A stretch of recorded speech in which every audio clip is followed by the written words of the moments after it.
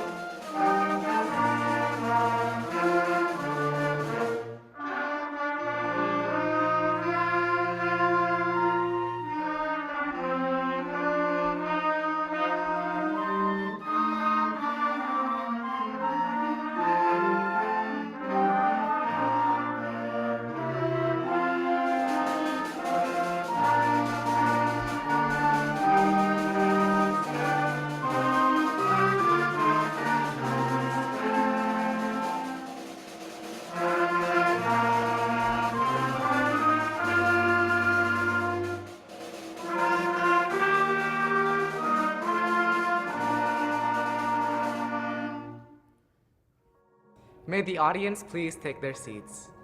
We have a special presentation for Superintendent Snell. Dr. Snell, thank you so much for all the time that you've given to our school district. From the time you were a teacher, onto a principal, and then when you came back to the district as our superintendent. I feel like we have grown as a district during your time and have learned to lean on each other and work together better. We all play a role in how we support our students and parents, and you sought opinions and input from many places and used them. As a parent of a student, an employee of the district, and a community member, I thank you. We will miss having you as a superintendent, but I know you'll do great things in your new role. Best of luck. Thank you for all you have done for us, and hope you live really good, like a really good rest of your life. I think I will say goodbye and have a good life. Good evening. My name is Bethany Rivard and I teach English and theater at Fort, and I just wanted to give a shout outs and best wishes to Superintendent Dr. Jeff Snell, who was the first person who taught me what teacher leadership is and empowered me to go forth and serve on the Professional Educator Standards Board and take risks with my classes and do fun and creative things with them. And one of the best memories I have of Jeff is during a poetry slam during my first couple years of teaching. he came with his son and they both performed a poem together. And I remember thinking, oh, he's one of us. So this is to Jeff Snell with a teacher's heart, who's always looked out for the kids that needed the most. I wish you all the luck on your next journey, and Fort will be standing behind you. All the best, and thank you for everything that you've done for us and for the community. It has been an absolute honor working with Dr. Snell these past 4 years, and we have so much work to be proud of, even when we faced a lot of challenges and distractions. The aspect of his work and his leadership that had the most profound impact on me has to be that he anchors himself in hope. He'll talk about his core values being hope and joy. And I think just given the state of public education and all of the challenges facing us today, being able to lift ourselves up with hope is just so meaningful, and it really serves our students at the end of the day. Jeff, thank you for all that you have done for VPS, for our students, our staff, and our families. Thank you for inspiring me to be a better leader and a better human. We'll miss you. Dr. Snell, what a great way to record a thank you video then behind home plate at T-Mobile Field. Your belief and eternal optimism for the Mariners sort of is like your belief in eternal optimism for public schools. I so appreciate the time that you've spent with us, and it's been an honor to serve, and I can't wait to see what you do with all that optimism at the state level. Thanks so much.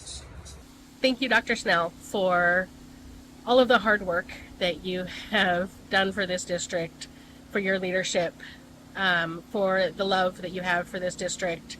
It is apparent in every conversation we've had, every decision you've made, every action taken. You wear it on your sleeve, and your leadership and the heart that you bring to this work will be very missed. Hi, Dr. Snell. I just want to say what an honor and true privilege it's been to serve alongside you on the school board, especially as someone who knew you as my high school principal. Back when I was a student at Fort, I remember you being one of the few adults who really saw us. Every morning, without fail, you were out front greeting every student. Yes, every student. I remember that wall to the right of the entrance where a lot of our gangster students, who for a lot of us felt really intimidating, and you would walk right up to them, offering a handshake, a fist bump, or small talk. You made sure all of us felt seen, respected, and valued. Fort was often talked about like it was the worst school, but you made me proud to be from there. You gave me the courage to stand up for my school, my classmates, and the stories we carry. And when you became our superintendent, I felt nothing but pride. For the last 4 years, I've had the rare gift of working with you, seeing the same passion and humanity you had as a principal now ripple across our entire district. You've led with heart, with humility, and with relentless commitment to equity. I'm sad to see you go, but even more excited to see the impact you'll continue to make across the state. You will inspire superintendents everywhere to lead with authenticity, to listen deeply, and to greet students with something as simple as a powerful fist bump. Thank you for walking the walk. Thank you for being my leader, my colleague, and someone who truly understands what it means to serve its students with love. So we are better because of you, and I am better because of you. So thank you. All these people saying all these wonderful things about you, Jeff. And the plan was for me to come on here, for us to come on here and say, you're only okay. And you know that that's what I do sometimes, but I can't give up this opportunity to tell people how much of a bright spot, a quiet bright spot, you are in so many lives. You have encouraged so many students, staff, and families with your thoughtful leadership and work ethic. We are all fortunate for your commitment to public education, Vancouver Public Schools, and most importantly, our family. We are looking forward to this next chapter together. So yes, you are not only okay, but you are amazing. Thank you for everything that you have done. Love you, Dad. Hi, Dad. Micah, say hi. You ready? Can you say your message? Hi, Dad. I'm excited I get to spend more time with you. Good job.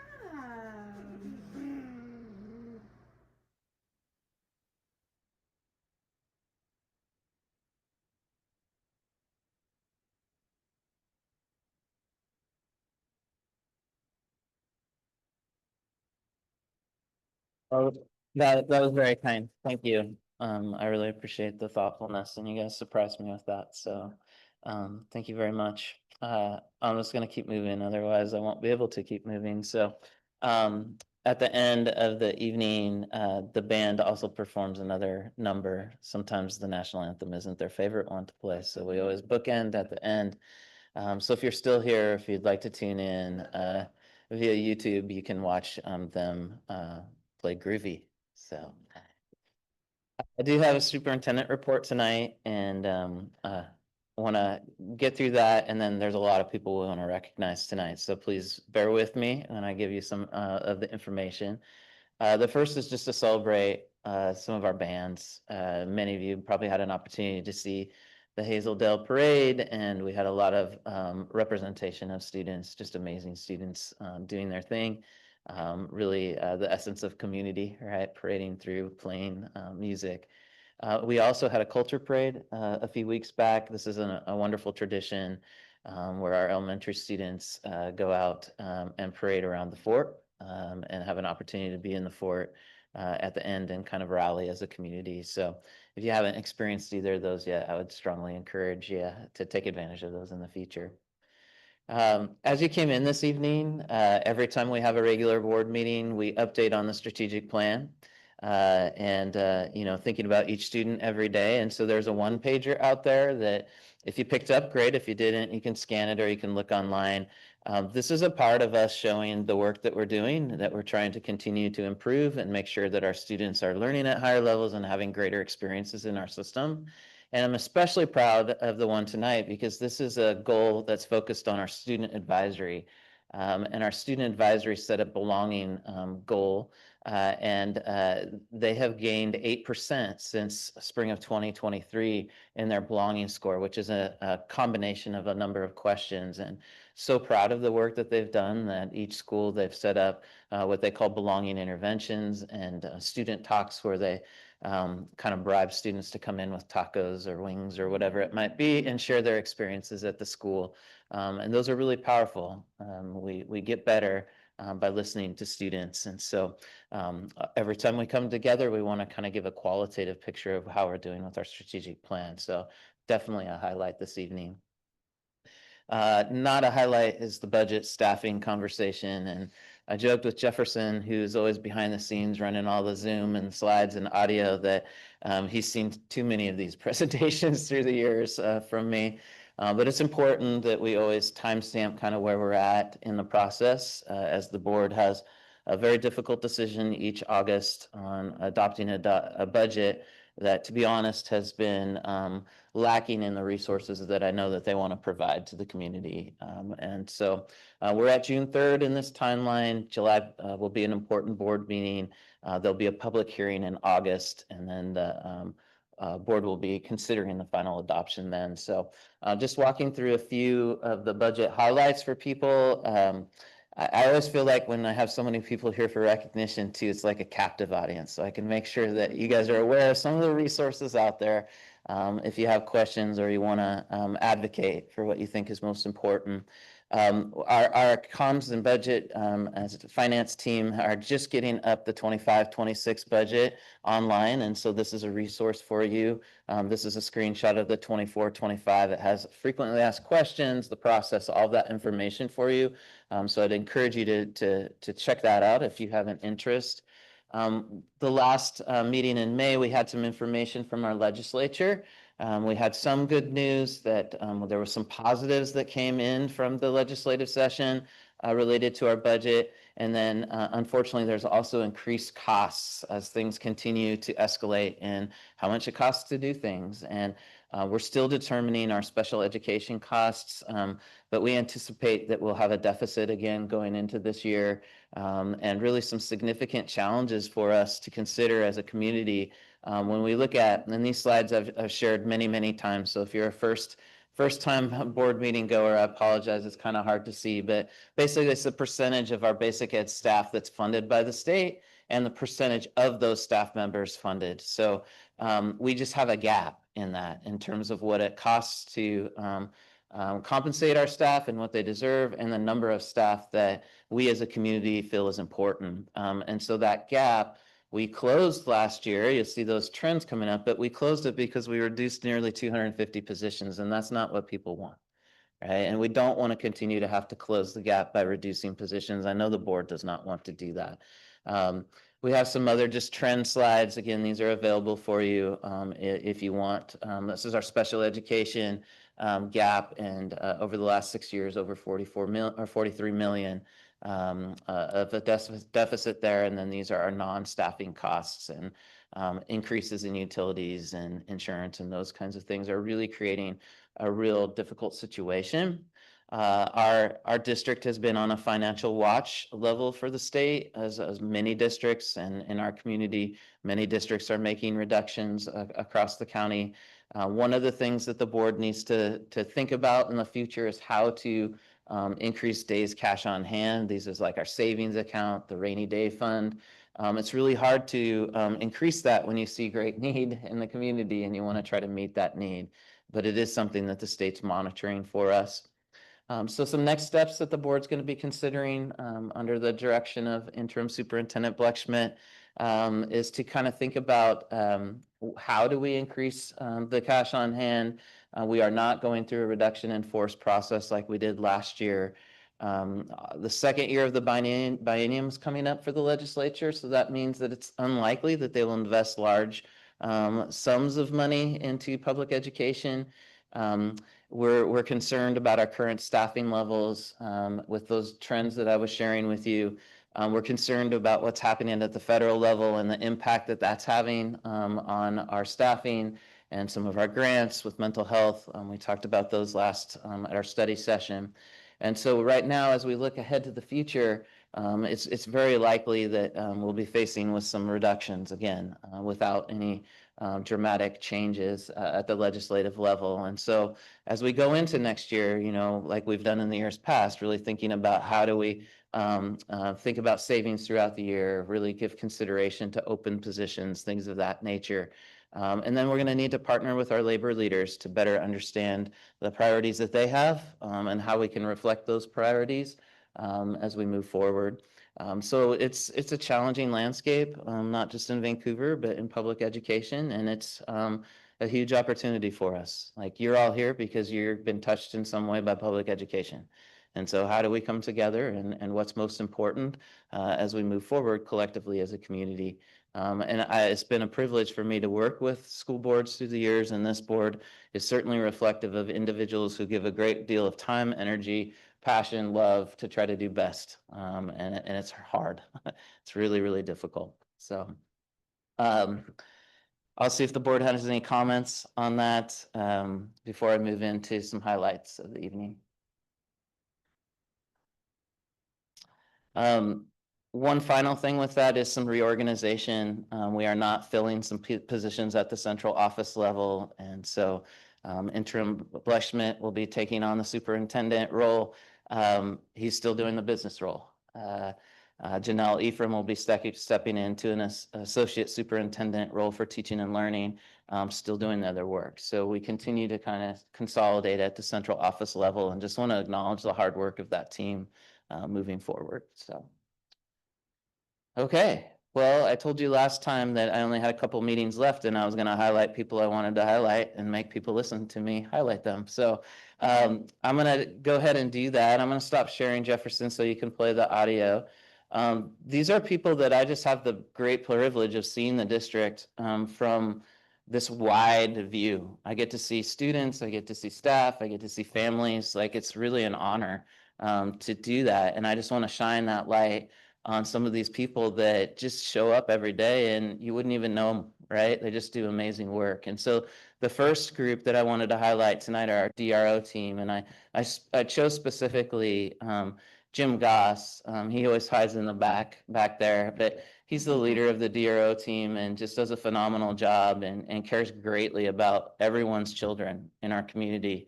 and pours everything he has into that. And Jose Nava is one of the representatives. He's back here too. And he's a product of Vancouver Public Schools. He loves Vancouver Public Schools. I couldn't think of two better guys to represent the DRO team. So Jefferson, could you play that for me?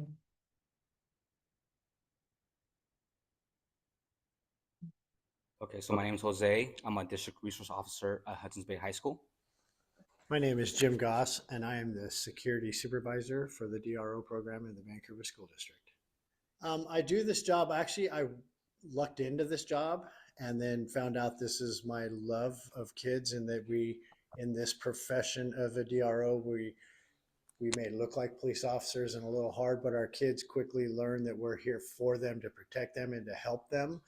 I truly believe every student knows that, and I've enjoyed over the last 10 years proving that to people, that we are here to help the students, and they definitely know that. And the joy I get into running into a student out in the public 20 years later, or seeing their students in our programs now and running into them and seeing the progress that these kids have made in their adult life, is overwhelming sometimes. So I think one thing that people don't realize is that we're a familiar face to these students a lot. So they see us every single day.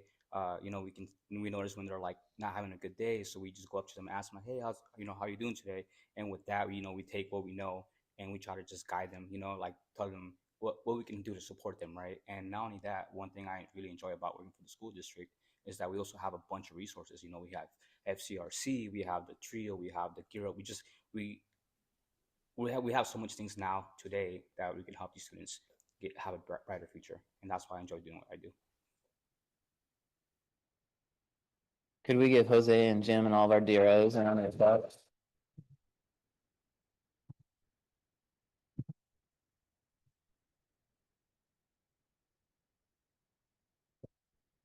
The next team I wanted to highlight is Raul and Brad. And Raul drives bus for us, and Brad keeps those buses running. And this is one of those jobs that when it happens really well, nobody really notices.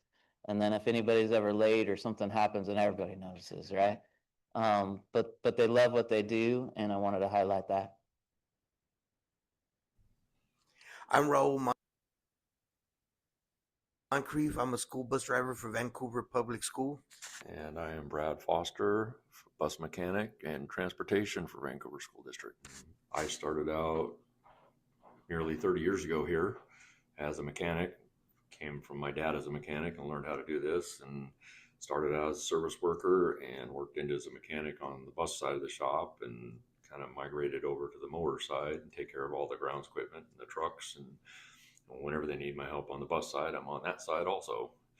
And just started here to raise my family, and ended up being a career. There's a lot to it, and we got a wide range of mechanics that help out with trying to figure out how to help and keep stuff on the road. And there's a lot to do. One of the ones that go on a lot of service calls, and when you're there, you're in charge to make sure the kids are safe and the driver's safe, and getting it to a spot where they can unload and reload if they have to. Or I do this job because it brings me joy. I like the part that I interact with the students' lives every day. Get that friendly smile, give a smile back. How you doing? How's it going? I'm very fond of a lot of the children. I like the safety aspect of it, that, I want parents to know that I'm always on it, and I take care of all my children and make sure that they get home to school. And I just want hope that when I retire and stuff, what'll be in a while, that they remember me and remember Mr. Raul and say he's a great bus driver. Could we give Raul and Brad a round of applause?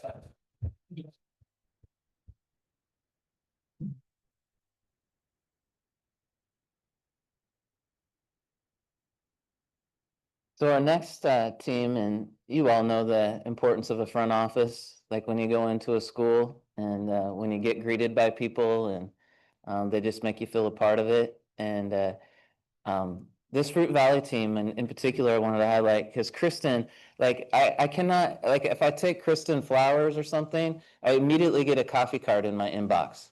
Like she's one of those persons that you can't give something to because she gives it back to you quicker than you can no, I'm just trying to thank you, right?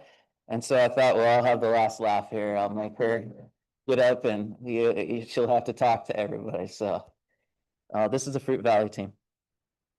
My name is Maria Chavarria. I am a secretary here at Fruit Valley. This is my 4th year.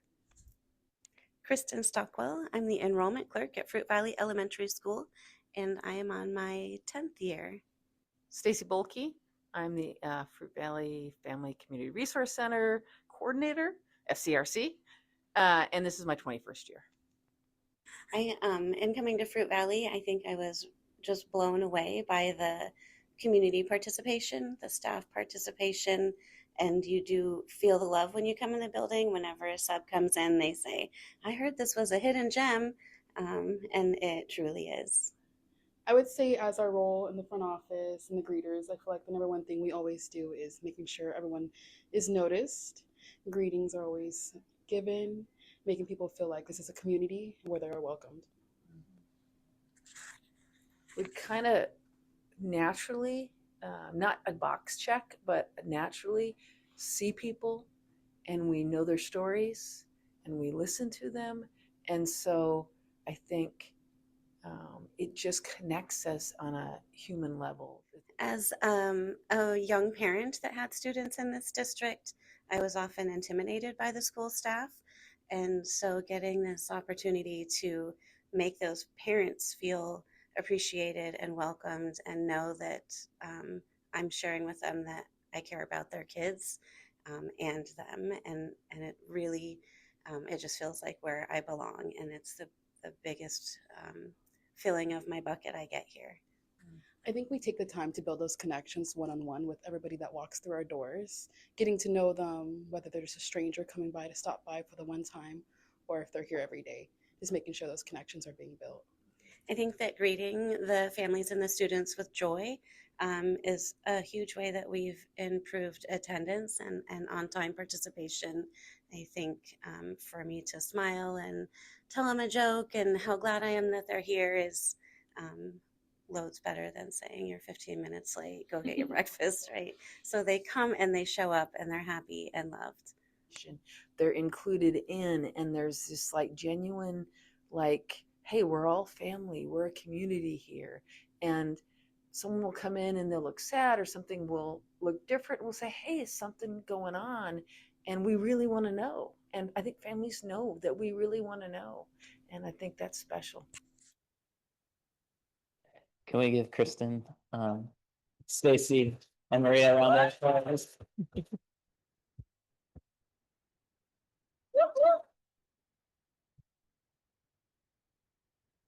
And our last group is unique. I know who's in that. So I'll let them tell a little about what they do at Ogden. And we have Juan, Cheerios, and Liz here. My name is Juan Vasquez. I'm the Family Community Resource Coordinator at Ogden Elementary. I help families and I help students. And I've been with Ogden for, this is now my 4th year, and I'm just happy to be here. My name is Liz Huntington, and I am a school counselor at Ogden Elementary. I have been here for 11 and a half years as a counselor. Coming back to school after COVID, we really wanted to rethink and reevaluate our approach to attendance and do more of a tier 1 sort of preventative and proactive approach.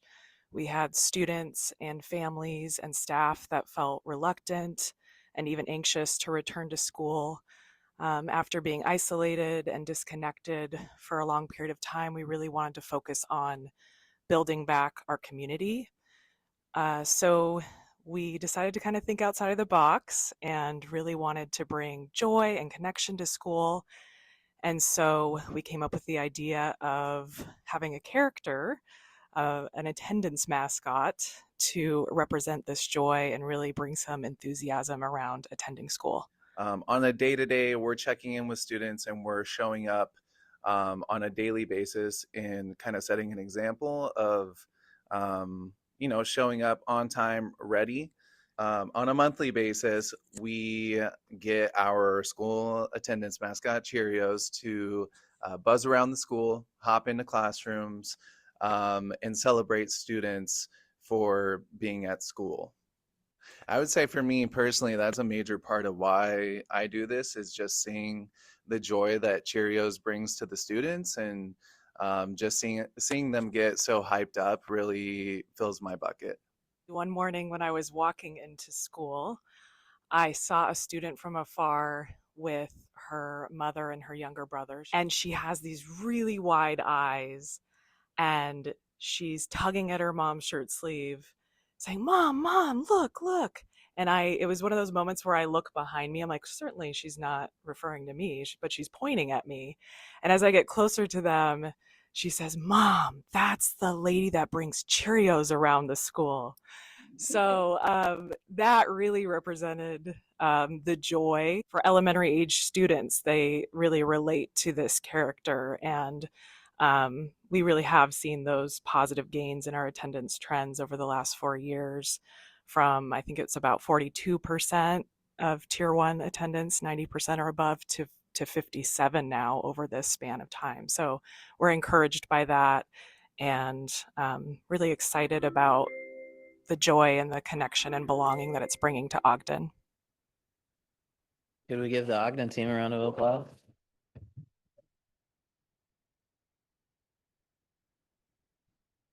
And then I don't know if we have all of our bright spot recognition tonight, but if you are here, could you meet me up there for a quick photo, and I'll give you your bright spot, and then we'll move into our last recognitions of the evening.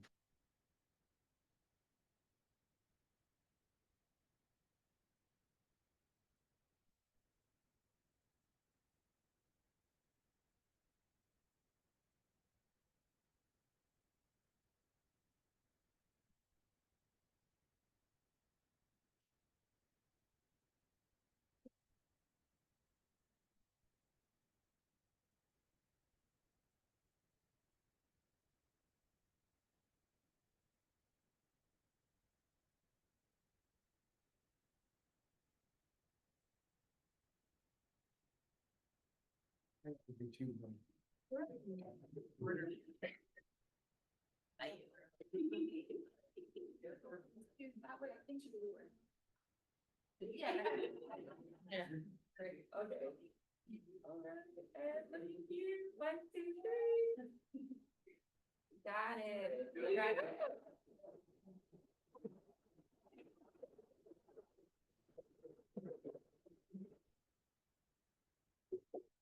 And next, we'll do our employee recognition. So You have a blurb, right? I have a blurb. So tonight we are presenting our Staff Excellence Awards. If you're being recognized, please walk to the podium when you are introduced to receive your certificate and pose for a photo.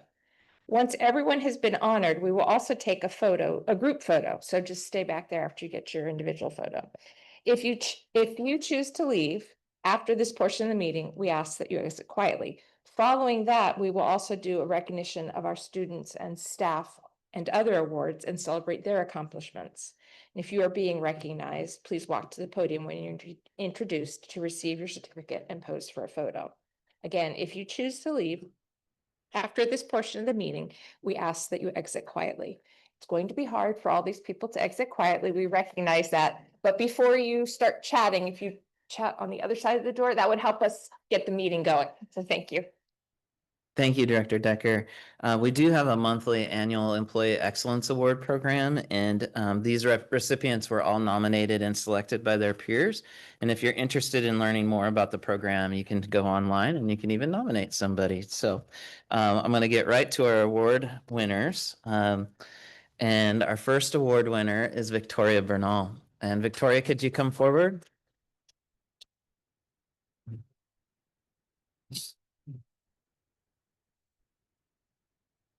Victoria, Spanish translator and interpreter, has served our families for over 2 decades. For many of our families, Victoria has been a constant, friendly presence, always making sure information and resources were not just available, but also genuinely understood, bridging gaps with her warmth and expertise.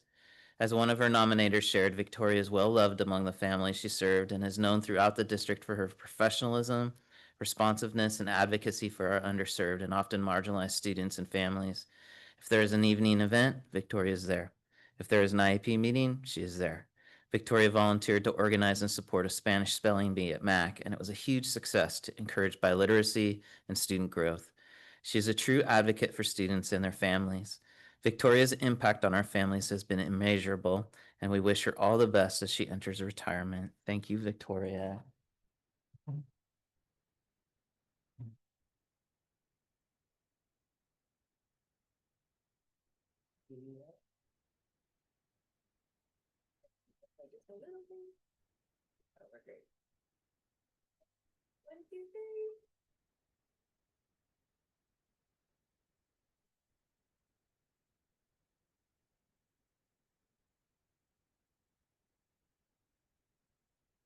Our next award winner is Travis Ellis.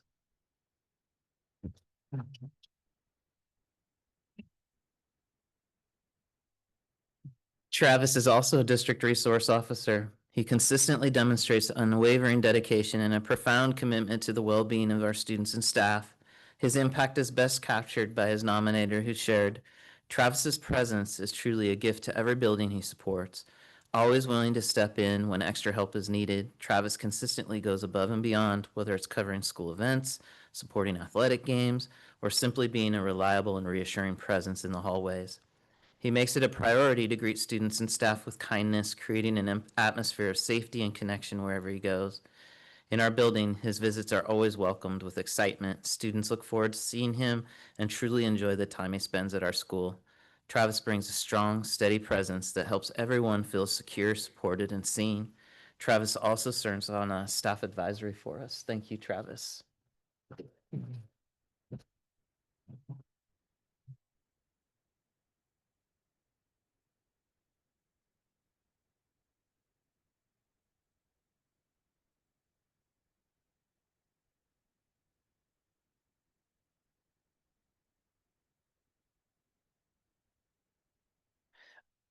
Our next award winner is Carolyn Garten.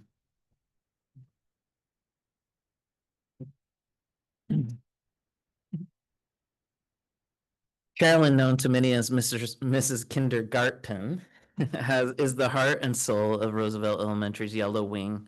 As she prepares for retirement, we want to express our gratitude for her extraordinary dedication to our students, staff, and families over her 29 years in VPS. Her impact on students is captured in one of her many nominations. Her hard work and determination ensure every child in her classroom can succeed regardless of life's challenges. Have you ever heard a teacher repeat a good morning song in 3 different languages with excellent pronunciation for multilingual children? Excuse me, make that 4 different languages because she also signs it in ASL. Not many do. She is truly amazing and admired by all. If it were up to me, the definition of extraordinary in the dictionary would simply be a picture of Carolyn Garten. Thank you, Carolyn. We wish you a retirement as extraordinary and as joyful as you are.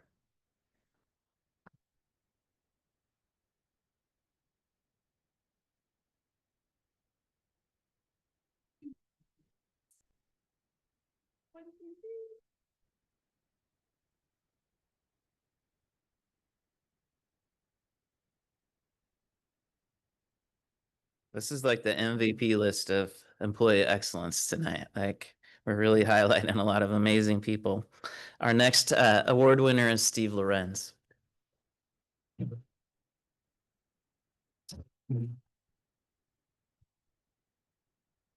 For over 3 decades, Steve Lorenz, horticulture teacher at Hudson's Bay, has been instrumental in helping students blossom, cultivating not just a love of horticulture, but also essential life skills that extend far beyond the classroom.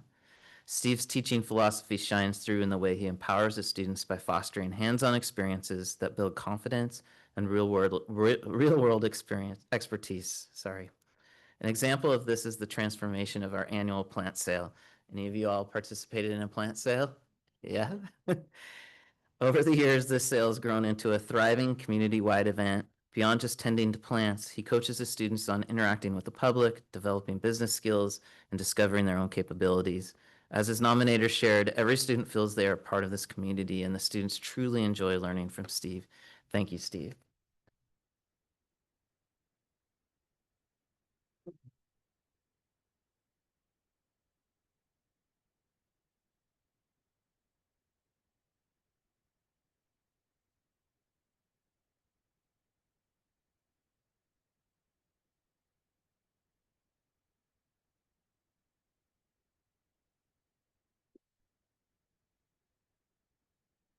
And our last Employee Excellence Award winner is Stephanie Ongtuhook.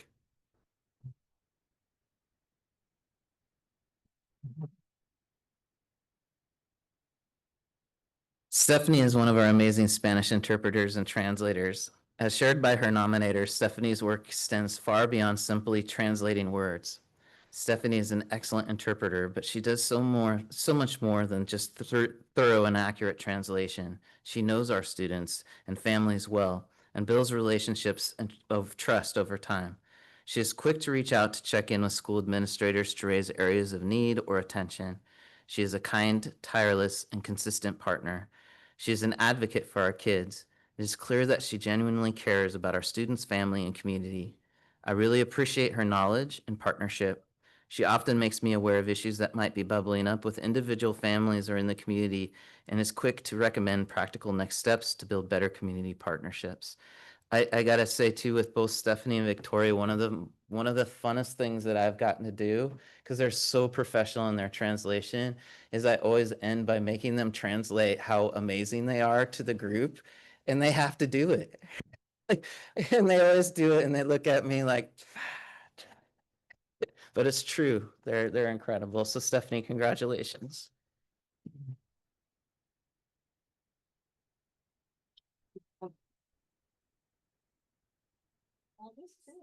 Yeah, you get everything.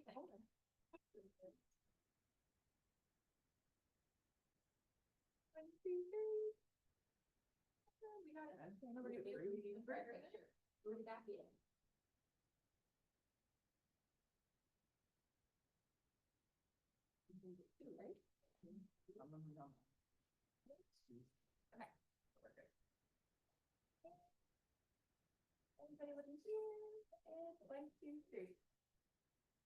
Awesome, you got it. Yeah, okay, well, thank you.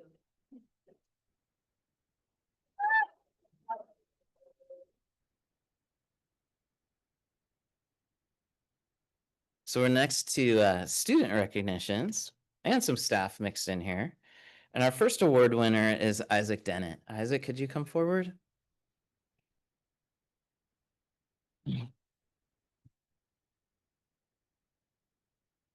Congratulations to Isaac Dennett, Fort Vancouver student and recipient of the 2025 WASA Student Leadership Award. As a student reporter for Fort's school newspaper, Isaac's thoughtful questions amplify student perspectives and build a stronger sense of belonging at Fort. A passage from his nomination perfectly captures his impact. Isaac's presence, insightful question, and unwavering advocacy help ensure that every student feels welcomed and valued. His actions continue to inspire others and reflect the integrity, initiative, and leadership this award honors. Isaac he comes to meetings pretty frequently, and after everybody leaves for the recognition, Isaac will often stay and he listens to everybody. He's even engaged people with pretty strong perspectives in the public comment in a really kind and thoughtful way. What we would want in our community to bring people together, even when we have different opinions.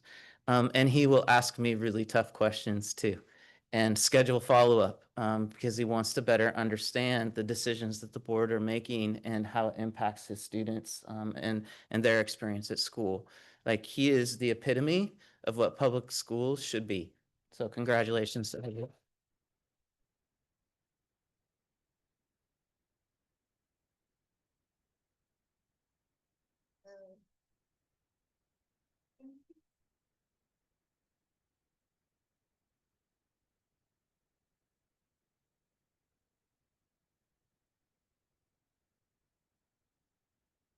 So we have a couple of sports teams that there's actually an all-county awards celebration tonight. And so many of our sports award winners are at that celebration, but we still wanted to recognize them. The spring sports is always challenging because a lot of seniors, if we wait to recognize them in the fall, then they've moved on. And so we might do it in the fall too, or they might. So the 2A boys soccer state champions, Columbia River High School, can we congratulate them?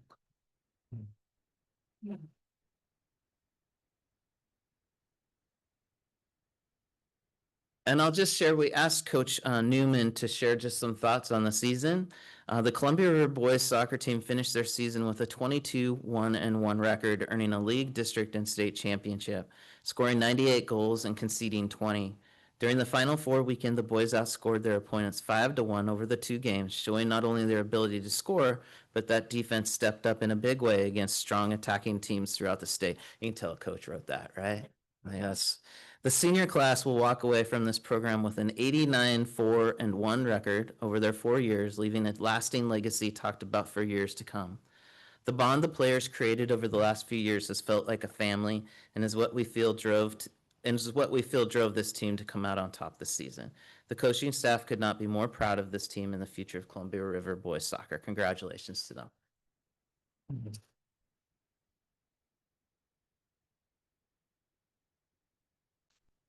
And we also had a state championship for Skyview High School fast pitch, and they're at that same awards banquet.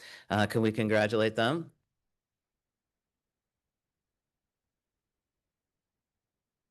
And Jefferson, I don't know if that video will play, but I'm sure it's something great if it will. Okay, so head coach Kimberly Anthony shared these words. Thank you so much to the school board for taking the time to celebrate our team. We appreciate the support of our school and the admin team as well as the district.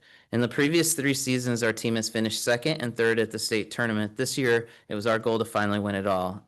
But how do we best do that? When we began this season, we had a meeting with our team, which consisted this season of 10 seniors.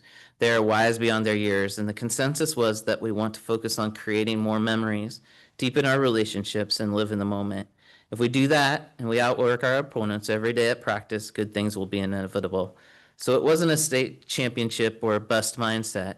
The team had the best chemistry and lived what they set out to do every day. We finished with our 4P of being undefeated league champs and added the first state championship since 2001. I'm so proud to be their coach. This group has forever changed me, and I will miss my seniors deeply. Congratulations and roll Storm.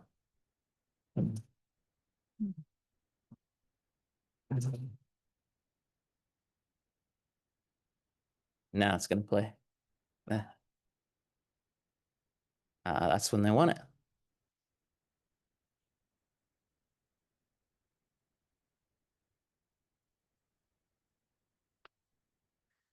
Our next group is the Unified Soccer State 4th place winners from Skyview High School. Can we congratulate them?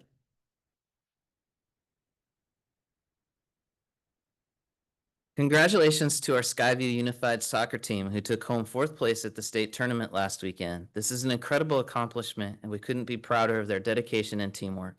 Please join me in inviting the coaches and the following students to the podium to be recognized and receive their certificates. Max Madden, Sam Greco, Hunter Hersman, AJ Hunt, Evan Franco, Blake Westervelt, Dominic Raymond, Layla Green, Molly Malone, Destiny Wood, and Angel Wood. Can we give them a round of applause?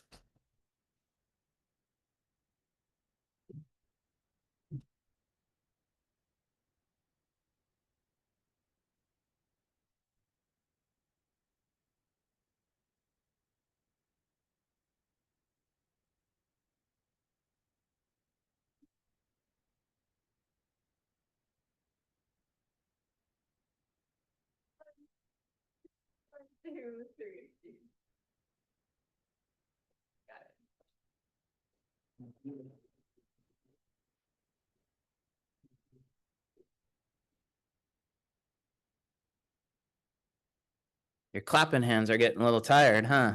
We're almost there. Join me in congratulating Skyview Track and Field, who had an excellent showing at the state competition over the weekend. We have 3 people that may or may not be here. If Paris, Victoria, and Daphne are here, could they come forward? They might be at that event as well. Oh, no, there they are. Let's give them a round of applause.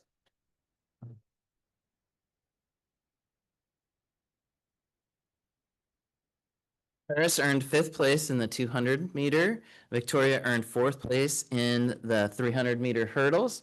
And Daphne earned 3rd place in the 1600 meters and 4th in the 800 meters. Congratulations.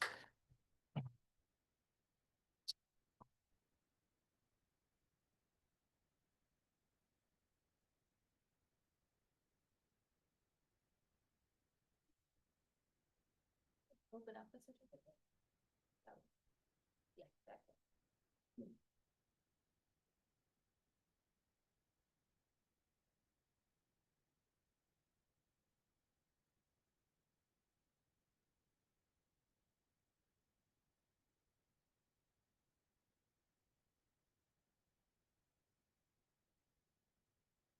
So this is a unique one, the Plant the Moon Challenge. Have you heard of that one before?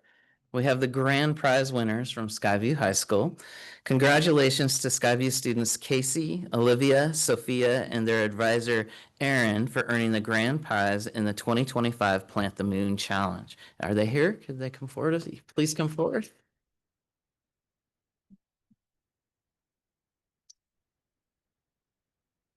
This incredible competition, inspired by NASA's Artemis program, tasks participants with designing experiments to grow crops in simulated lunar soil, helping pave the way for future moon missions.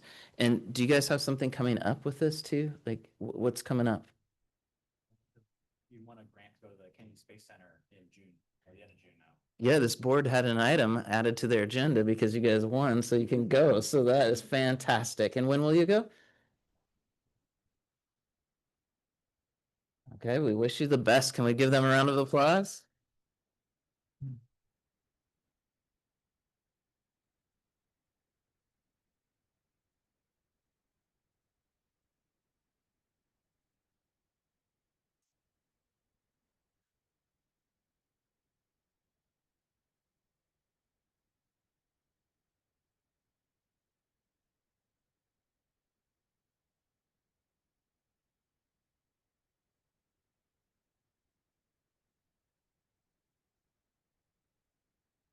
Okay, I've got one more to recognize, and then I'm going to turn the mic over to him. I'm going to call John Zingali up, please.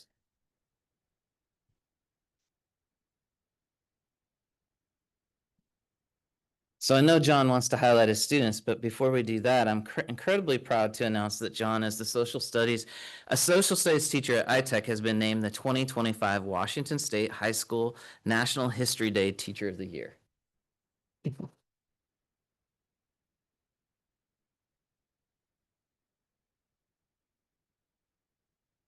John is a steadfast advocate for ITech's participation in National History Day.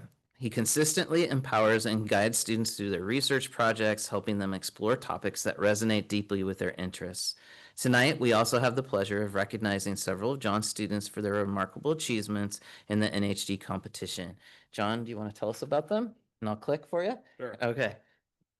All right. For those that don't know, National History Day has been around this is its 51st year.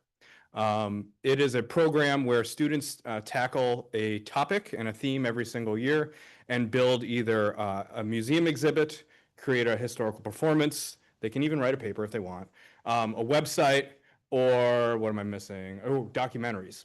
And so at ITech, being a project-based school, we start our students out doing this. Every student does it in 7th and 8th grade, and they can continue it at the high school level. This is now my 10th year doing that.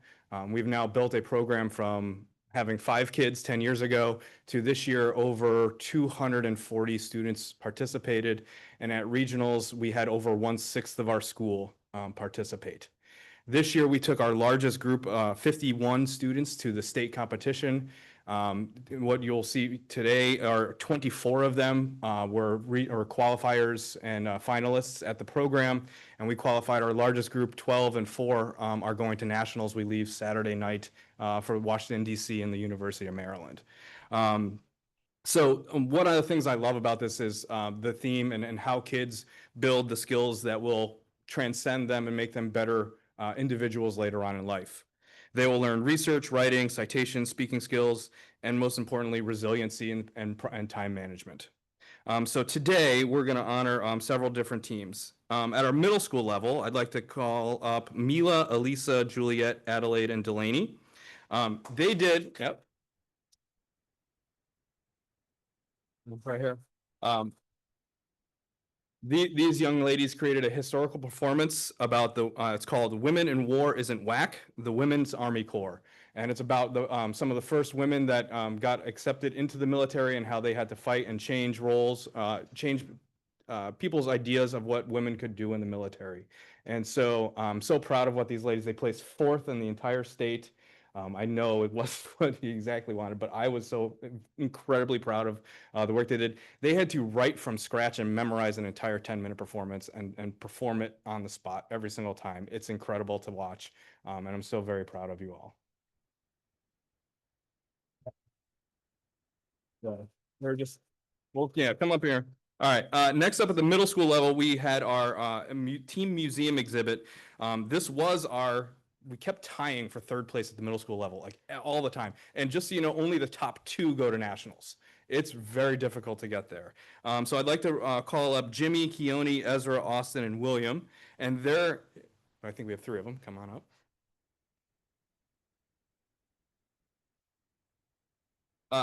Their museum exhibit this year was called Dodging Racism, the Story of Jackie Robinson. And it really dove into this year's theme was rights and responsibilities and how Jackie Robinson felt the responsibility to stand up for African Americans during the time period, and then the responsibilities that Major League Baseball felt for desegregating baseball and showing that anyone can play, and not only play, but excel in it. So thank you, gentlemen. And then finally, after 10 years of trying, we got our first middle school team to nationals. Their exhibit is called No Curfew, No Problem, Minya Sui's Walk that inspired a fight for Japanese rights. So I'd like to invite up Joelle, Jamin, James, and Vivian.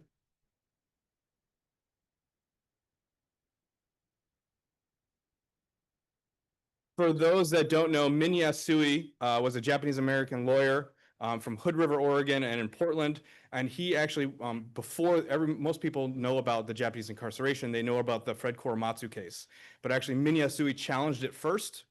It stood in front of the police station in Portland, demanding that he get arrested so that he could challenge the unconstitutionality of the executive order. And so what I love about these 3 and the other ones that you're going to hear about are these are all stories that are American history, but they're not in your standard history textbooks. And so they get to highlight this history that is a part of us, but not always known about. And actually, most of them are local too, or not the Dodger, but yours is local. And so I'm so proud of our middle school team this year. You guys knocked it out of the park. Thank you. We're going to keep adding. Oh, do I got to get a middle school picture? Okay. Sure. Yeah. Here we go, boys. Baseball picture. Yeah.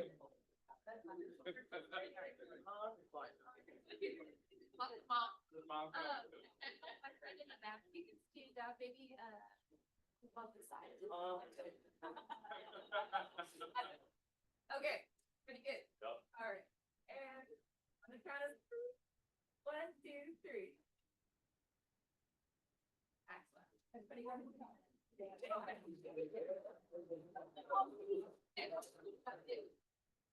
And then I'll try to move quickly through this. So at the high school level, we have Ingrid and Kennedy. I don't think they're here tonight, but they made a documentary titled Between the Lines, How Book Banning Challenged the Right to Read.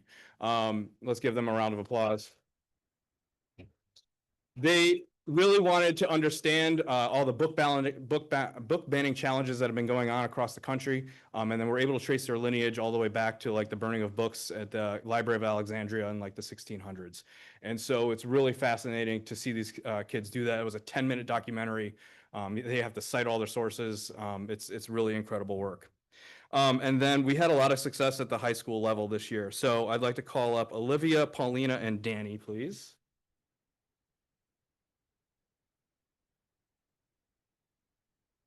These young ladies also did a historic performance, and this is their third-ish year doing this. So they keep trying and haven't gotten across the finish line. But this year they did. They finished second in the state for their performance, Ships, Sparks, and Sexism, How the Kaiser Shipyards Changed the Workforce. And so what I love about that one is, once again, it's local, not just to Southwest Washington, but to Vancouver. And they got to show how women changed the workforce during World War II with the Kaiser Shipyard. So round of applause. At the high school level, for an individual exhibit this year, we have Josiah Ameling. Come on up, Josiah. Josiah's been trying this and gotten close so many different times, but never got across the line until just now. His exhibit is called Sacred Ground, Scientific Bound, The Rights and Responsibilities of the Watakla. That's Mount St. Helens for those that don't speak Chinook. And so once again, another great local history being told, a different history and different story that's not normally in your history textbooks. And then last but not least, Eli, Cooper, Zoe, and Leah, come on up.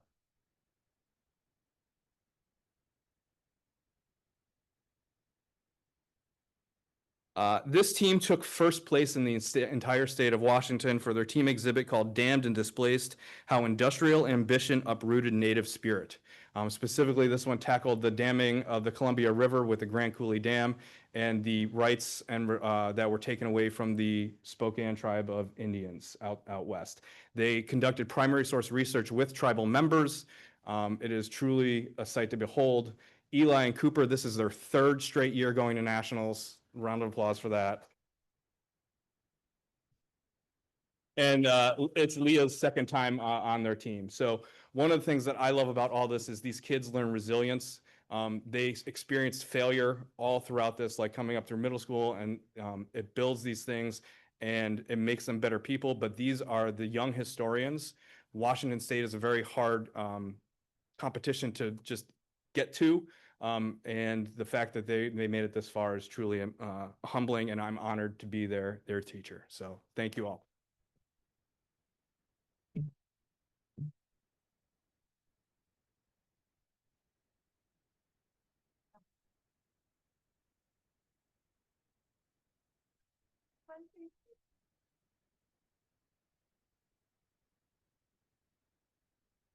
Yeah, I'll take them.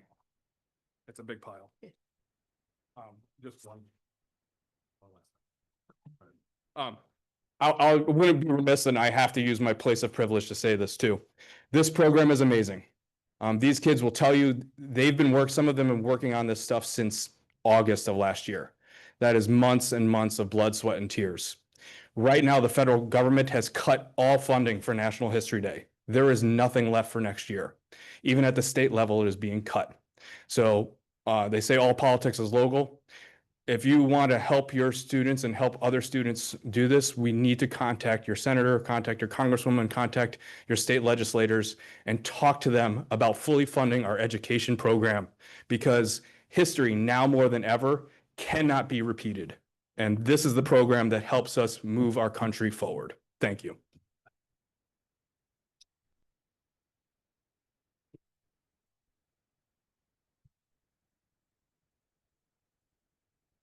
Thank you all for hanging in there with us.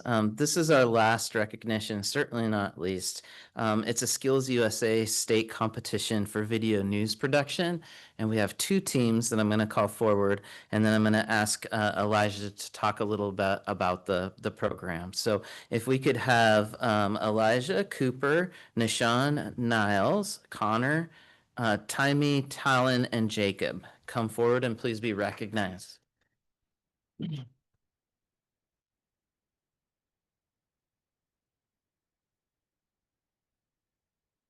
Is Elijah here? Okay, good. Skills USA is an incredible opportunity for us to put into practice skills that we have learned over our course of the course we're taking, and take those skills and compete against students in regional, state, and national level. And we want to thank you all for the support you have given us and what we do, and we will be sure to represent the Vancouver School District at the highest level we can at the national competition we have later this month. Thank you.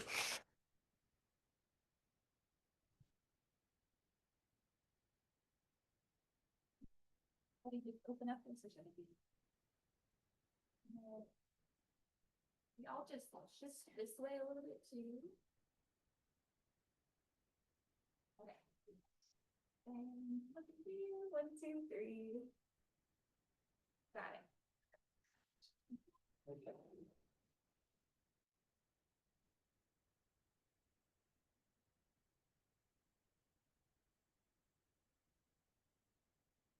Okay, I want to make sure I didn't forget anybody. So whenever there's that many, okay.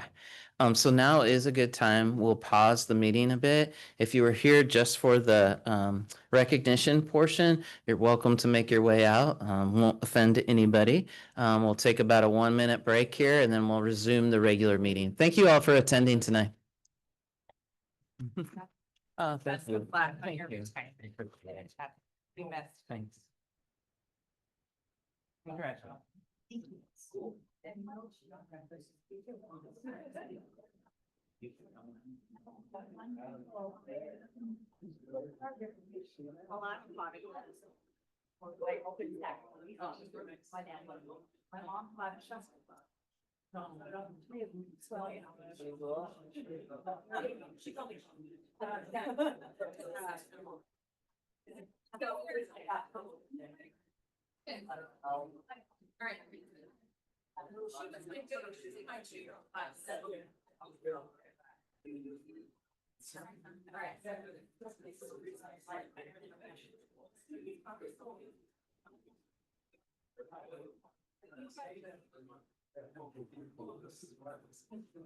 I would have rather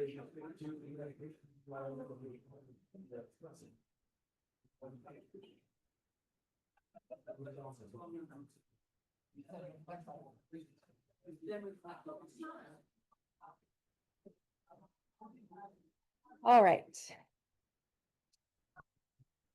Now we reach the public comments section of our board meeting. Public comments is the time in our meeting where the board and administrative staff welcome comments from the public. If you would like to address the board and do not have an opportunity to sign in at the start of the meeting, please do so now. You may continue to sign in at any time during the public comments portion of our meeting. We ask that you approach the podium and state your name and affiliation with the district for the record. You will have 3 minutes to make your comments. When you hear the chime, please conclude your remarks. I say this every time, but please do conclude it when the chime rings. I really don't want to have to cut you off. If you have materials or additional comments you would like the board to review, please hand them to staff in the back of the boardroom. This information will be provided to the superintendent and the board. Because most matters require fact-finding and review, and the state's Open Public Meetings Act restricts deliberation on topics that have not been placed on the publicly noticed agenda in advance, the board does not respond to any public comments made at this time. If a follow-up action is necessary, the board will ask the superintendent to work with the administrative staff to consider the information and respond accordingly. As a regular business meeting of the board, we expect everyone in attendance to conduct themselves professionally and courteously during the meeting. Speakers are also expected to be respectful.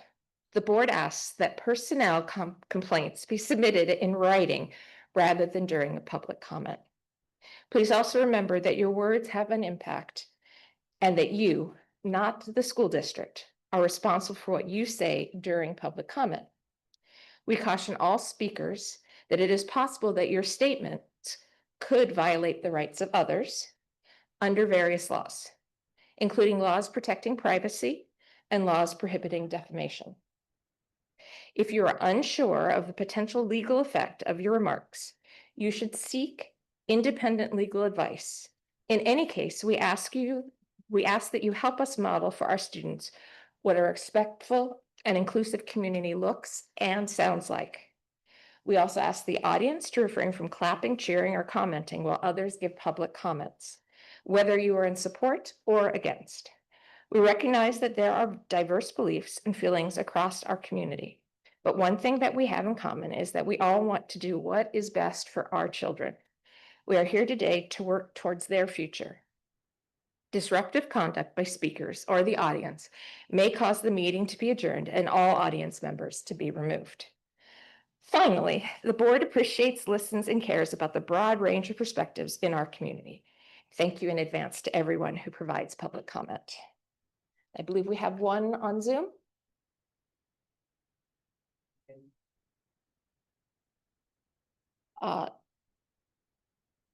In front of me.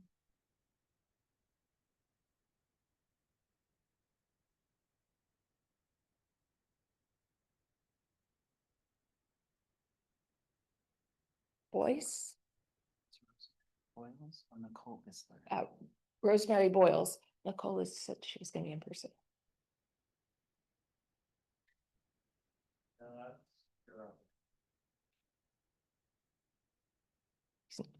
I didn't hear that. Okay. Next up is Nicole Isler. Or is that Isler? Okay.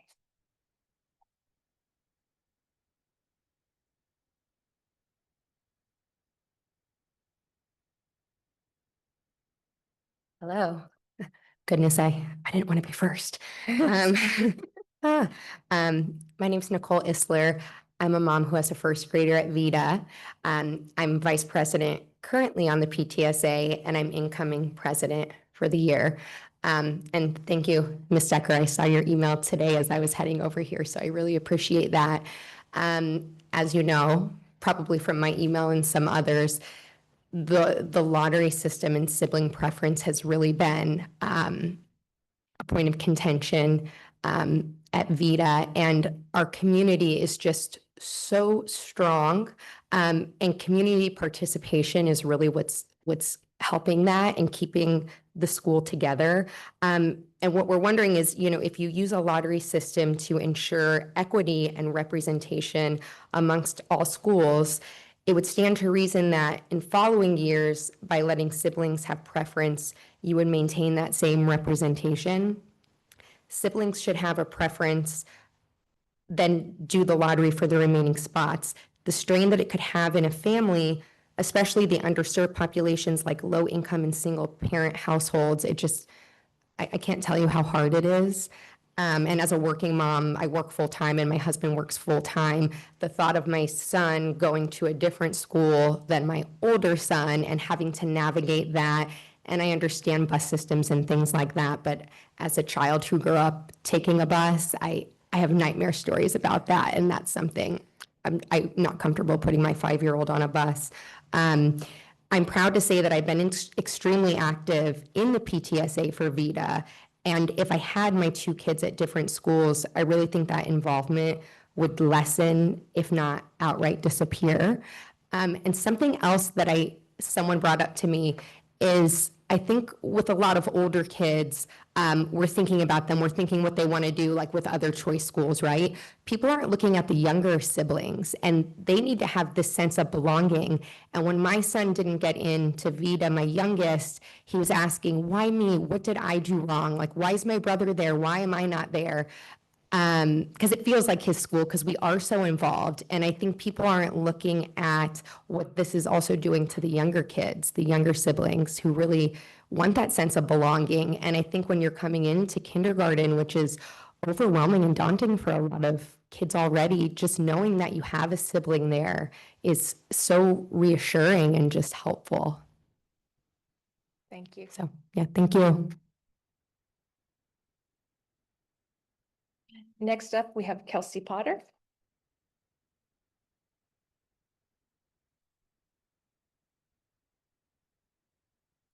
Hello, I'm Kelsey Potter. I'm a parent of 2 kiddos at Thomas Jefferson Middle School and also a school district employee. I'm here to talk about the cell phone policy, but before I do, I want to thank Dr. Snell. I'm one of the FCRCs that drive the giant vans, And you are the only person in 4 years of driving that giant van who has ever asked if I need help unloading something. I've seen you twice in a parking lot, and you are literally the only person who's ever seen me struggling and asked if I needed help. So thank you.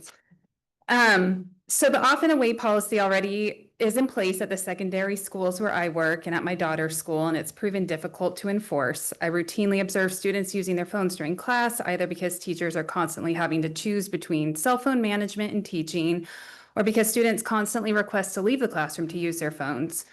Jonathan Haidt in The Anxious Generation, which I just finished reading, speaks to how today's youth are grappling with phone addiction.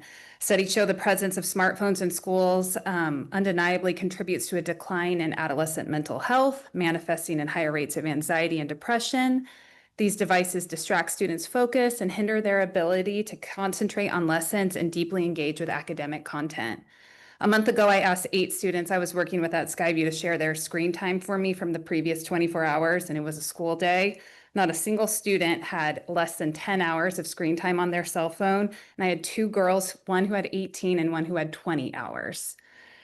Walk into any middle school cafeteria and you'll likely see a sea of students engrossed in their smartphones or Chromebooks rather than interacting with each other. These moments represent vital opportunities for social connection, friendship building, and the development of crucial communication skills. Instead, students are absorbed in social media, solitary video games, and literally texting someone who's 6 tables away instead of going to talk to them. Students I work with and my daughters have confided to me that they're scared of using the bathroom at school because students stand on the toilet and video them over the stalls. It's frustrating that I have to sign consent forms for the school to photograph my children, yet other students are freely permitted to capture and share their images on school property without my authorization. It's also frustrating that students who continue to do harmful things to others with their cell phones are allowed to still bring them to school. While I commend the district's move towards an off and away policy, I urge you to consider a more decisive action, which is a ban on cell phones in our schools. Districts that have implemented such bans have reported a significant improvement in student mental health and well-being and academic performance. For families who deem constant communication essential, the front office remains a reliable point of contact, as it was in my old days at Columbia River High School in 2002. My parents were still able to get a hold of me. I would also argue in case of an emergency, students constantly being on their cell phones can maybe make us more unsafe. So I hope this is the first step in moving towards a more complete ban of cell phones in our schools. Thank you for your time. Thank you. And next I have Emmeline Phelan. Did I say that right? Emmeline?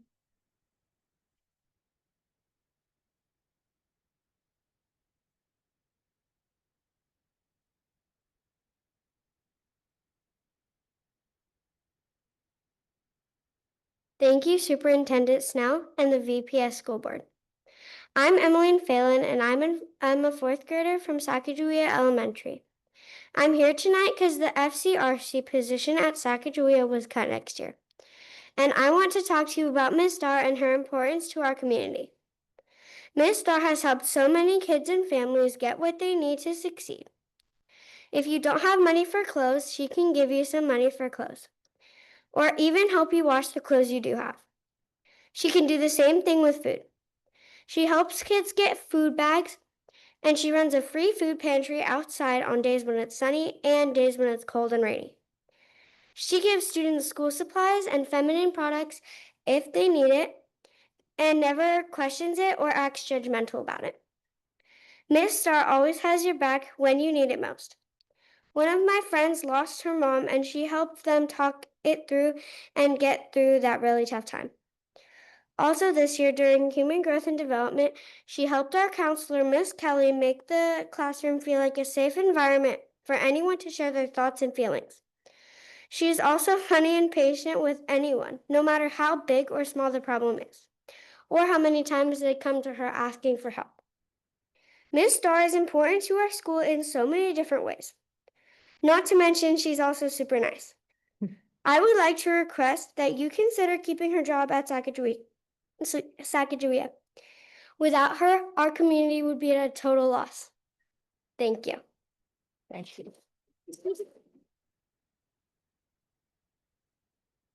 Next up, thank you, Emmeline. Next up, Isaac Dennett.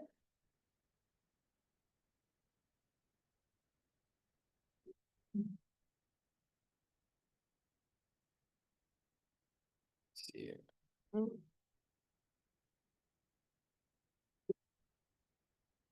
Hello, school board members and Dr. Snell. I just wanted to talk one more last time as this school year wraps up and I leave for forever, it seems like.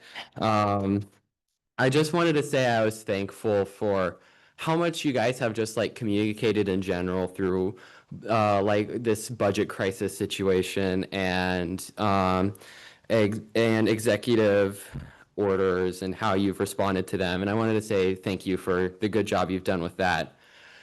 I also wanted to talk about how I think the trades program at Fort Vancouver and the new building is like really drumming up a lot of excitement.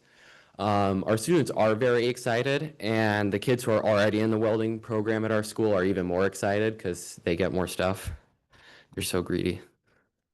I think it's amazing how many cool things and educational opportunities like the new trades program is giving. And like I've heard a lot from the students at my school. The story eventually got scrapped, but I was reporting on the new welding building, and kids were just like, well, they were one part annoyed because of how much space it's taking up, but they were all very excited to see it coming in. And I also wanted to ask that other programs get like similar treatment. And I know that the welding building is privately funded, but it would still be great to see some other expanding because, like, for example, I grew up in the dual language program. I was in it since kindergarten with my teacher, Mr. London, all the way up until now. And I know that in general, the dual language program on the high school level is really struggling right now. At Fort, it looks like all of the AP Spanish classes are getting downsized into one class, and the teacher is going to have to split teaching in between all of them and one other arts class, which is like really, really concerning because my sister is going to go through that, and I wanted her to have the same great experience I did with the Spanish program. It really is a great program. I got taught so much and so many fundamental things that like I still hold today and are really great. But thank you so much for your time. I hope whoever the next superintendent is as great as you, Dr. Snell. You've done great. Good night. Thank you, Isaac. Next up, we have Madonna Underland.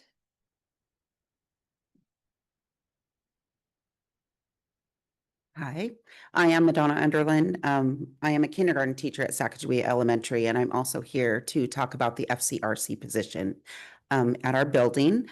I'm here to kind of represent all of our staff as we only get 3 minutes, but we didn't want to take up all your time tonight. It is our understanding that this position is being eliminated at Sacagawea.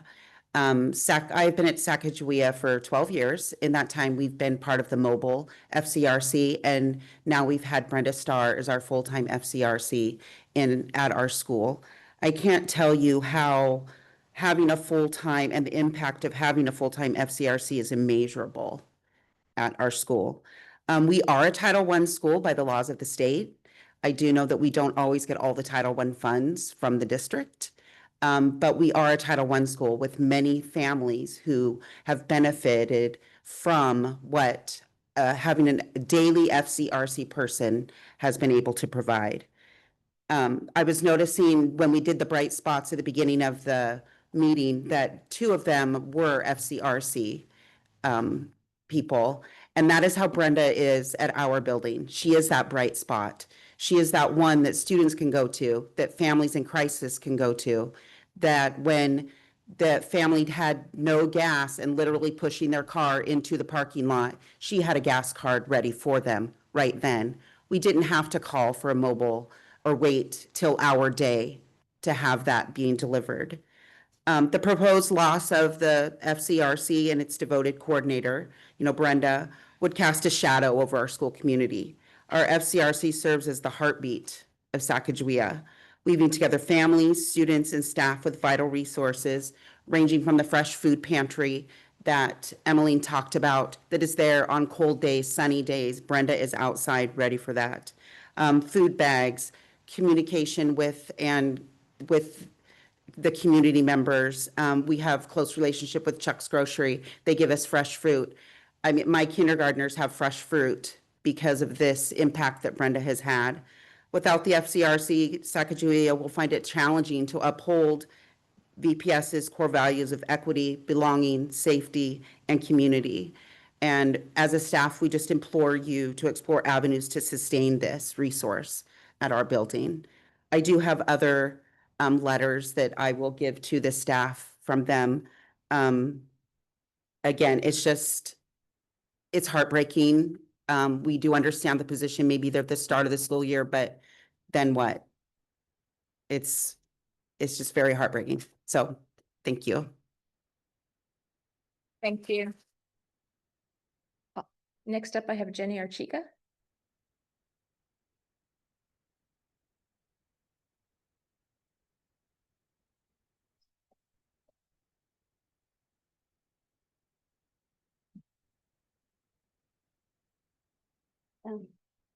Buenas tardes. ¿En español? ¿En español? Buenas tardes, mi nombre es Jenny Arechiga. Good afternoon, my name is Jenny Arechiga. Gracias. Soy madre. Oh, primero decir gracias. Soy madre de Sacagawea. Yeah, I'm a mother at Sacagawea Elementary. Estoy un poco nerviosa. I'm a little bit nervous. Respira hondo. Okay.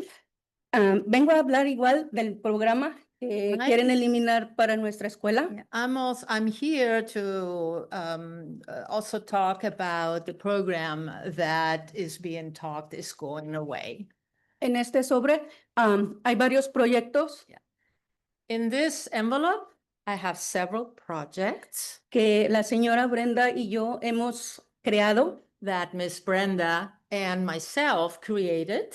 Y si a ella la quitan, se van a eliminar. And if she is being eliminated, so will be the programs. Incluye también un programa que hicimos como para madres latinas. It also includes, one of the projects included is a project in collaboration with Latino moms. Y lo hacemos una vez por mes. This is a program that takes place once a month. Ya que casi por nuestro idioma no nos atrevemos a hablar mucho en frente de otras personas y ahí. And due to the language barrier, we don't always dare to talk in front of other people. Ahí decimos con ella todo lo que queremos decirle y todas las cosas que necesitamos también de nuestra parte. Ella nos entiende y ya ella lo Pasa el dice. Pasa el mensaje. So we talk to her, we present to her what our concerns are and what we would like her to share with the school administration. Y también tengo que agradecerle algo a ella que cuando yo quise ser voluntaria, porque no me animaba antes. Yeah. One thing that I also would like to thank her for when I was considering becoming a volunteer, but I just didn't dare doing it. Yo le dije, Brenda, yo puedo ser voluntaria, pero no hablo al 100% el inglés. I told her, Brenda, I can be a volunteer, but I do not speak English 100%. Y ella me dio la seguridad y me dijo, eso no tiene que ser un obstáculo, tú puedes hacerlo. She really encouraged me and gave me a lot of strength with her comment that this should not be an obstacle. So language should not be an obstacle. Y para mí fue un grandísimo apoyo que cuando yo llego a la escuela me meto, ya me siento una gran profesional porque estoy entre muchos profesionales. And this really helped me a lot and also gave me a lot of joy each time I would enter the building. I was among professionals and I feel like a professional. Y pues gracias y quiero entregarle esta carta especialmente a la señorita presidenta, personalmente. Thank you very much. And I would like to personally give the president of our school board the petition we put together. Que ahí vienen incluidas las firmas de padres de familia también. Ahí en la carta. Padres de familia latinos. Sí. It also includes the supporting signature of several Latino families at Sacagawea. Y de todos los demás también. As well as other people. Okay. Can she approach you? Oh, actually, if she would give it to the staff at the back, I will get right over there. I will get it. Oh, over this way. Oh, there you go. And I promise I will get it right away.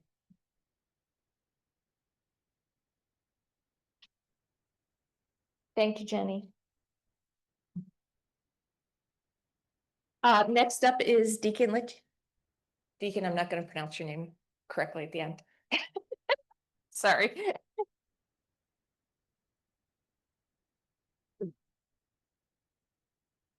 Well, first of all, you didn't write it so I could read it. Sorry.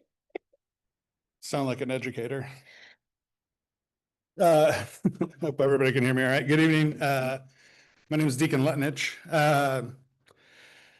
Vancouver Public Schools has the benefit nearly every year of having projects involving numerous buildings throughout the district.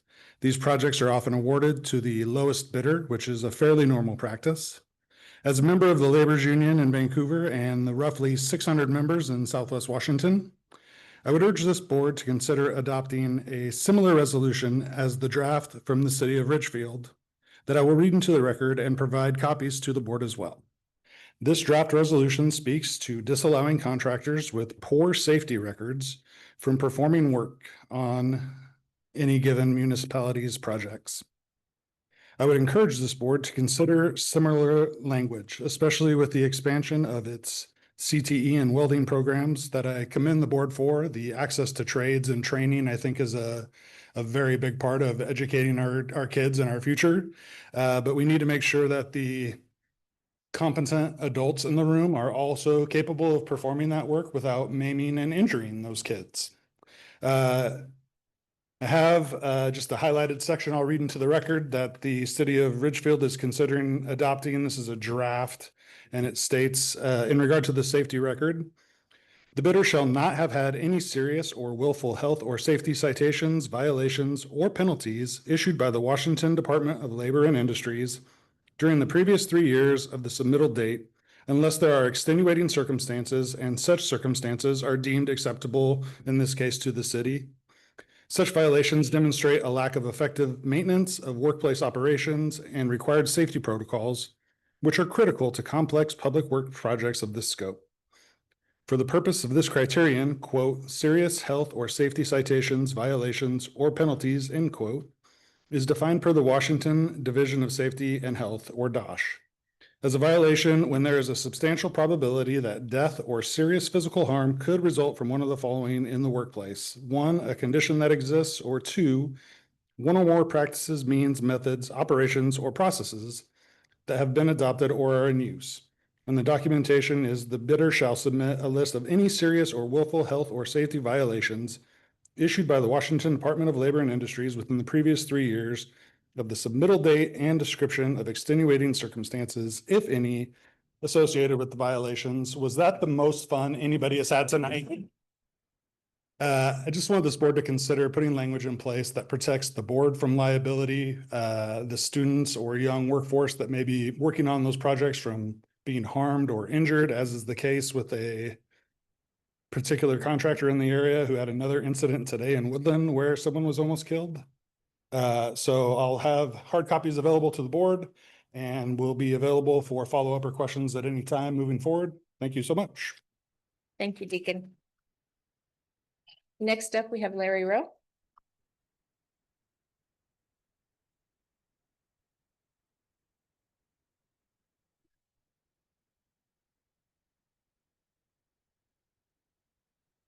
Thank you, Madam President.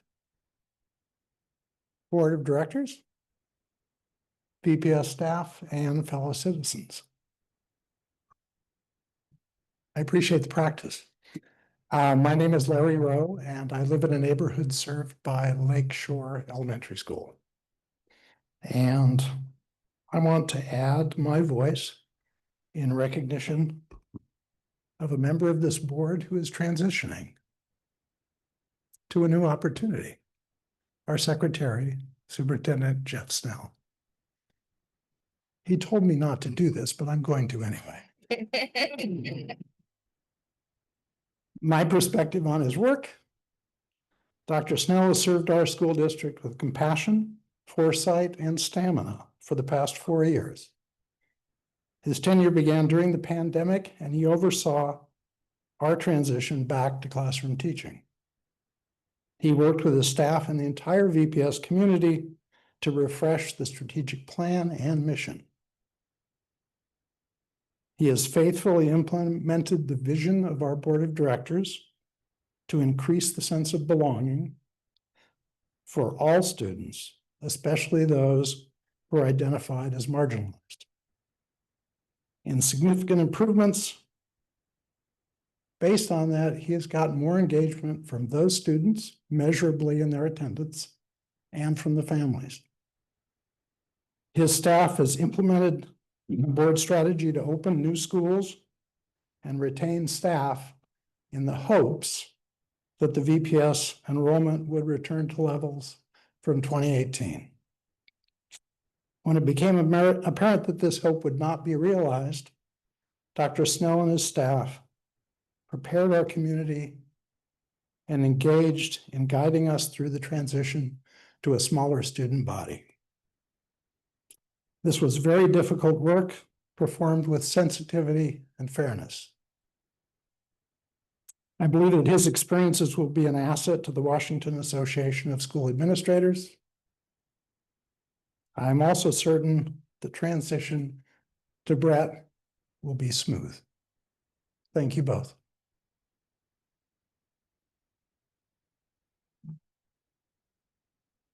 And that concludes our public comment section. And we move on to the bulk of the meeting, which is first up is the approval of the minutes for May 1st, May 13th, May 20th, and May 27th. Do I have a motion? I'll move. Do I have a second? I'll second. Do we need any discussion? All right, we'll take it to a vote. I just highlight that you're approving the contract for Superintendent Brett Blechschmidt. Yes. Oh, No, not in the, minutes, it's the next one. it's not yet. Next one. I was excited. All right, so we're just doing approval of the minutes. Move to a vote. I think that's true, but it's okay. Director Barros? Approve. Director Smith? Approve. Director Sproul? Approve. Director Zavala Ortega? Approve. And I so approve. And now we move on to approval of the consent agenda, which does include the approval of Superintendent Blechschmidt's contract. Do I have a motion to approve? I'll make the motion. Second? I'll second. Do we have any comments? My only comment is I'm delighted to, among other things, approve your contract. We'll take it to a vote. Director Zavala Ortega? Approve. Director Sproul? Approve. Director Smith? Approve. Director Barros? Approve. And I approve, and it is moved. And now we go to our regular business. And first up is the recommendation to conduct a second reading for personal electronic devices. Great, so this is policy 2010, personal electronic devices. It is our cell phone policy for students, but it also applies to other personal electronic devices, including headphones and earbuds and gaming devices. As you know, it restricts the use of these devices throughout the school day for elementary students and restricts their use during instructional periods at secondary level of middle and high school. It includes certain exceptions, including for lawful disability accommodations, and there's a provision for annual review by the board and an opportunity for updating the policy as needed. So this is presented for second read and your consideration for adoption. Thank you. Do I have a motion for a vote? I'll motion. Second? I'll second. And do we need any discussion? Would you like to discuss? I just want to echo, sorry, Go for it. kind of some of the sentiments that we shared last month, that this is an organic work in progress policy. We will continue to reviewing it. There's a lot of different feedback We heard some even tonight, and we take that very seriously in the management, the maintenance of our policy work. So, keep speaking up and sharing your input on how this is impacting both for staff and students at schools. Heather? Yeah, I just wanted to say thank you to everyone who's worked on it. Thank you so much, Taylor. And everybody else who's worked on it and everybody who gave feedback and asked questions so that we can make sure that it's a well-crafted and effective policy. And I also just want to acknowledge that we have had a lot of questions around access for students who have documented needs, and that's built into the policy. Questions around access during emergencies, which the policy also allows for. So nothing in the policy would take access away from students for any of those purposes. And I also want to just point out that a lot of the feedback we've gotten, if not most of it, has been very supportive. Even asking, like we heard tonight, for stronger language. And lots of questions around enforcement. And so I think it's important to point out that this is something that will be reviewed annually. It's not something that's just set in stone, that it's something that we really do want to be effective. And personally, I think we pass a ton of policies every year, and a lot of them have direct impacts on students and their experiences. Some of them are a little bit more indirect. But this very well could be one of the most impactful policies I think I've ever voted for in terms of changing our students' experience for the better. I know that as a teacher, I have seen the damage that cell phones can do to a student's learning experience, the distractions that it creates. And it's not the fault of the students. It's the device, it's the algorithm. It is designed to be addictive, and it is addictive. And it's not just students that are addicted, it's not just kids. And so whatever we can do to help remove that distraction and improve their learning in the classroom, but not just that, their mental health too. I think it's a really important step for us to take. Anyone else? Okay, so we'll move to a vote. Director Sproul? Yes. Director Zavala Ortega? Approve. Director Barrows? Approve. Director Smith? Approve. And I approve, and it is so passed. Thank you. And next up is a recommendation to conduct a first reading. If we have 3 first readings. I think we have 5. Oh, sorry, I turned the page. We have 5 first readings. Okay, good. But I'll just let you go through this since we don't have any action to take on them. Great. Okay, so the first policy up for first read is policy 3206, pregnant and parenting students. This is a policy the board recently adopted, and there are some modest proposed updates arising from the recent Title IX regulations. These updates clarify that complaints of discrimination towards pregnant or parenting students will be resolved through the grievance procedures for discrimination complaints rather than through the Title IX grievance procedures. Next is policy 5010, non-discrimination and affirmative action for staff. The revisions to this policy add a definition of discriminatory harassment and are recommended by WASDA to more closely align with the OSPI rules. Policy 5012, parental, family, marital status, and pregnancy conditions. This is kind of the corollary to 3206, but for the staff members, updating in line with the Title IX regulations to clarify the grievance procedures for this policy. Policy 5281, disciplinary action and discharge.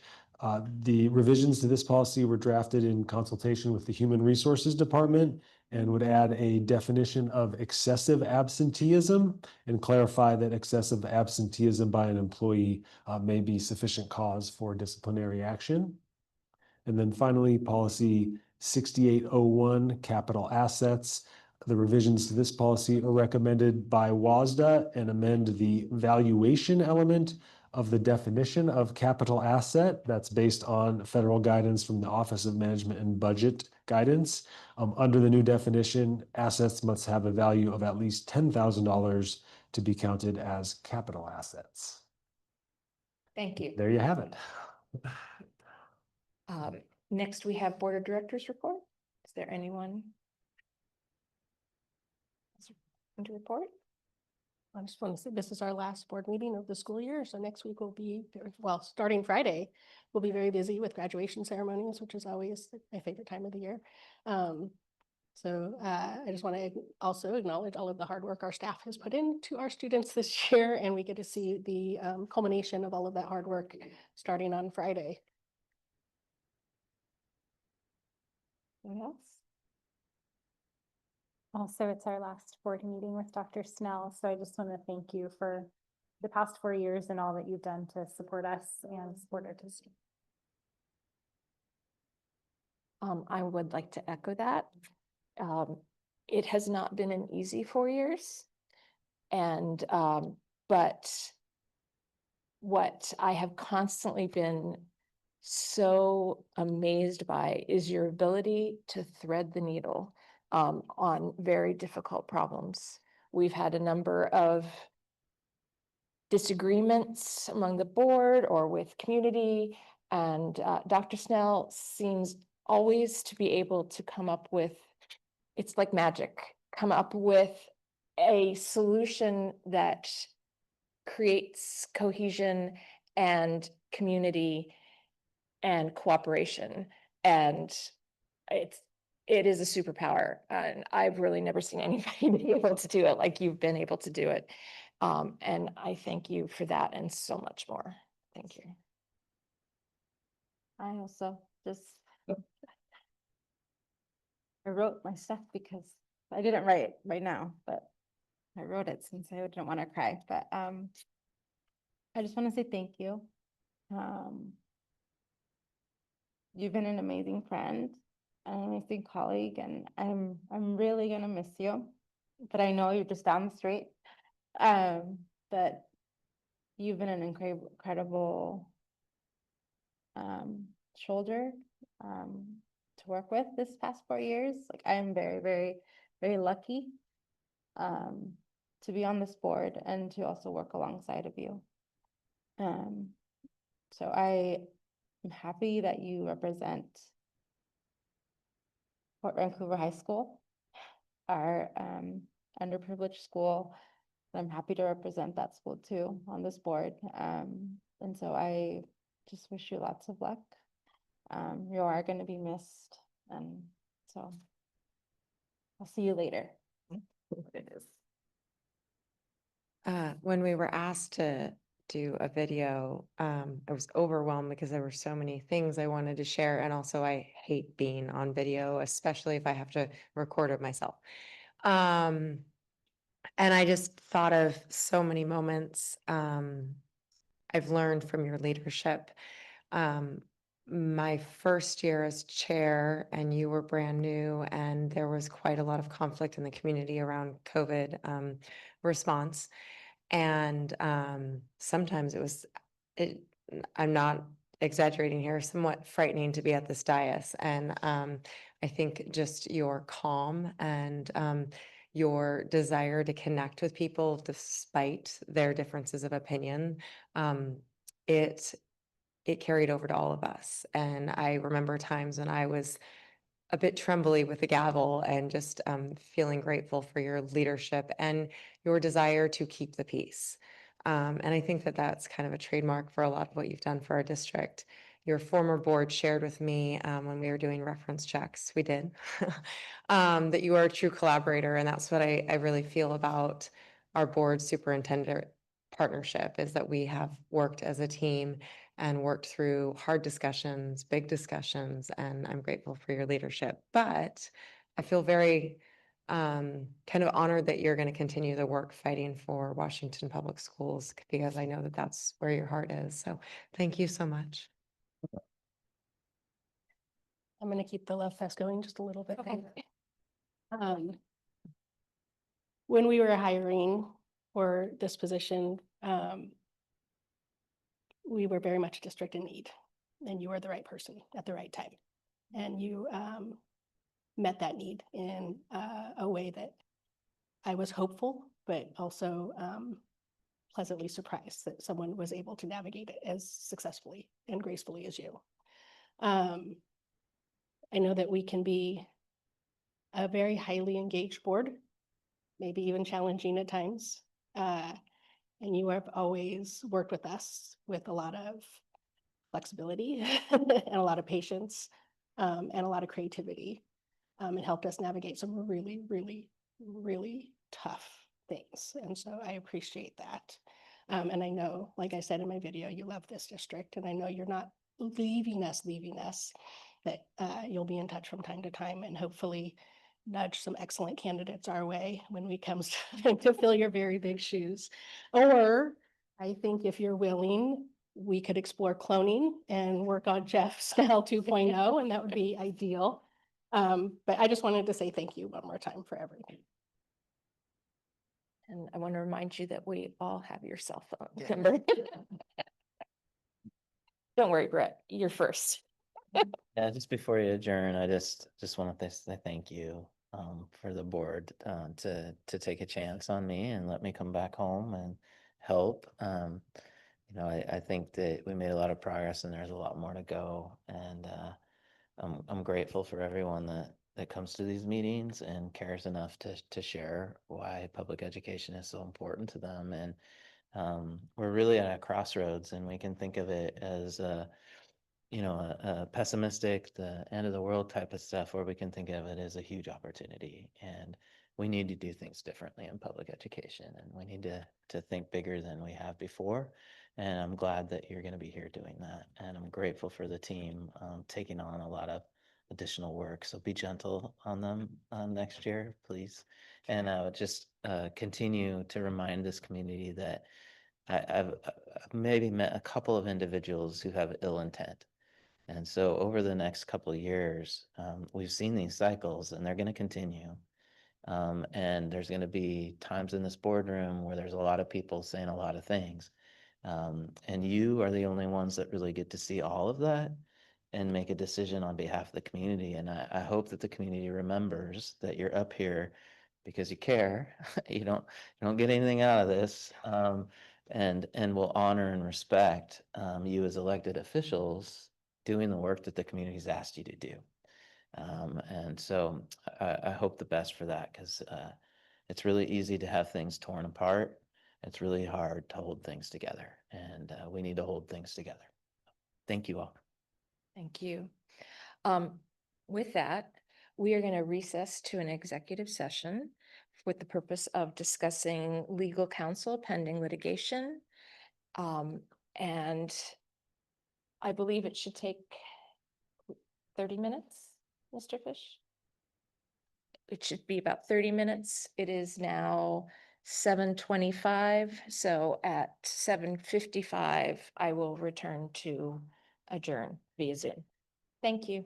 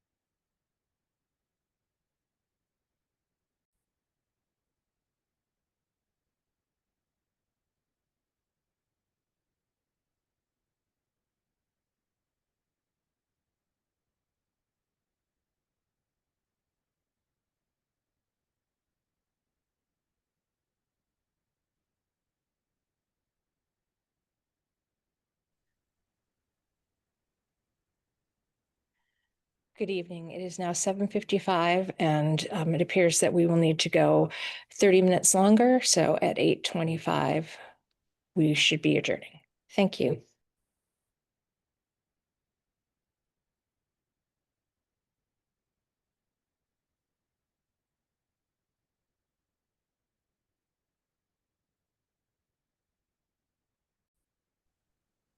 Good evening. It is 8:25 and we are officially adjourning our meeting. Have a good evening. Thank you.